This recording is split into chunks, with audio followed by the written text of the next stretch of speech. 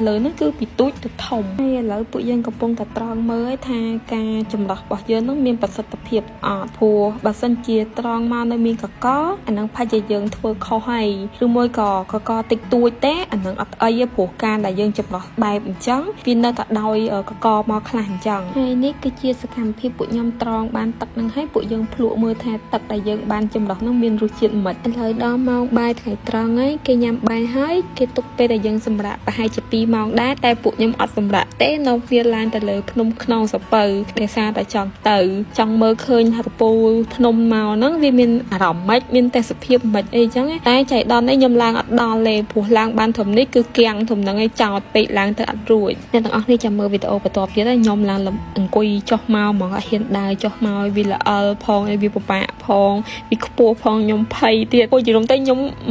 មកធីមហ្នឹងគឺរករាក់ជាងគេហ្មងហើយនេះខ្ញុំស៊ូមឲ្យអ្នកទាំងអស់គ្នាមើលអាកន្លែងថ្មហ្នឹងឯងដែលខ្ញុំអង្គុយចុះមកអត់ដើរចុះមកហ្នឹងមកដល់ខមកតអង្គុយបានស្រួលបួផងមេឃភ្លៀងទៀតបាទយល់ទៅនៅលើហ្នឹងគឺភ្លៀងរហូតហ្មងអត់ស្បើយឥឡូវយើងចប់ម៉ោងប្រែកឯងយើងដល់ម៉ោងចូលរៀនទៀតតែពេលថ្ងៃហ្នឹងគេរៀនពីការញ៉ាំអាហារបែបណាឲ្យត្រឹមត្រូវហើយនឹងការប្រកាត់ភ្លើងដោយប្រើអាដែកគេកោសទៅឃើញ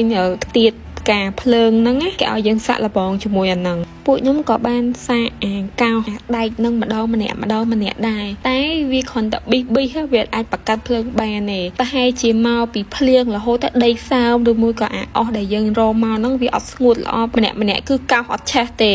ចុងក្រោយគឺពួកខ្ញុំប្រើដេកេះបង្កាត់ដល់ដែរគឺបង្កាត់នឹងអាដែកនោះមិនបានសម្រេចឡើយហើយអ្នកទាំងអស់គ្នាសាកទីមើលថាពួកខ្ញុំនឹងរុះឈើនឹងធ្វើអីល្ងាចឡើងពួកយើងក៏រៀនពីពពកម្ដងគេមានច្រើនប្រភេទពពកចង់ដូចជា10ពពកហ្នឹងហើយថាពពកបែបណាភ្លៀងពពកបែបណាមានផ្ទះច្រើនហើយអ្នកទាំងអស់គ្នាតាំងពីខ្ញុំមកដល់ទៅមិនឃើញព្រះអាទិត្យរះពេលល្ងាចនឹងម្ដងឯគត់ហ្មងអ្នកទាំងអស់គ្នារក